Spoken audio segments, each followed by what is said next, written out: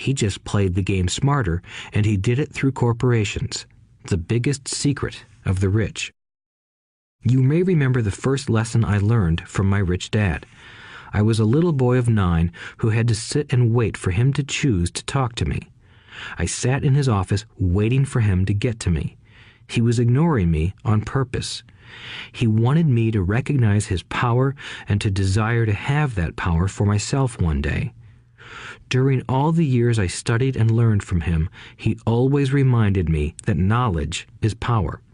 And with money comes great power that requires the right knowledge to keep it and make it multiply. Without that knowledge, the world pushes you around.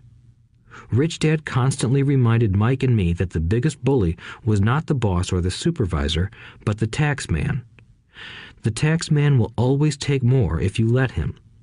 The first lesson of having money work for you, as opposed to you working for money, is all about power. If you work for money, you give the power to your employer. If money works for you, you keep the power and control it. Once we had this knowledge of the power of money working for us, he wanted us to be financially smart and not let anyone or anything push us around. If you're ignorant, it's easy to be bullied. If you know what you're talking about, you have a fighting chance. That is why he paid so much for smart tax accountants and attorneys. It was less expensive to pay them than to pay the government. His best lesson to me was, be smart and you won't be pushed around as much. He knew the law because he was a law-abiding citizen and because it was expensive to not know the law.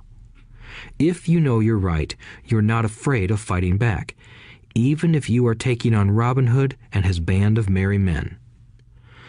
My highly educated dad always encouraged me to land a good job with a strong corporation. He spoke of the virtues of working your way up the corporate ladder.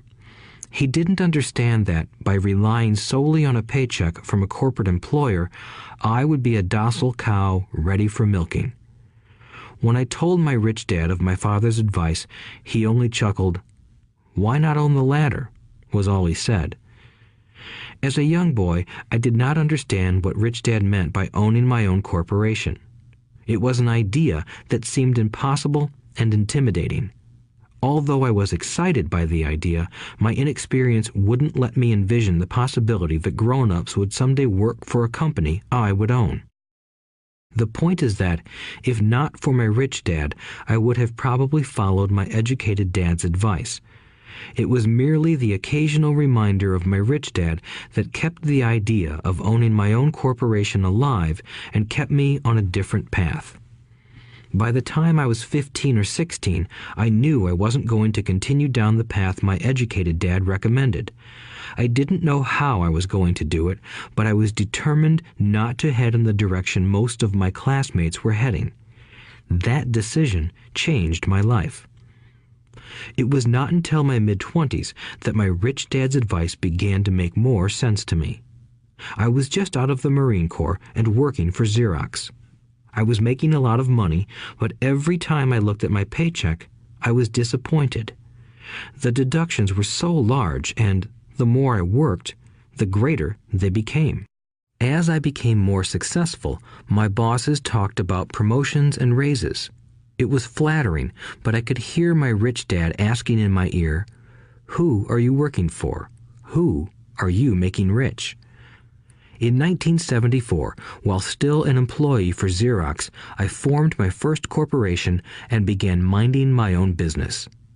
There were already a few assets in my asset column, but now I was determined to focus on making it bigger.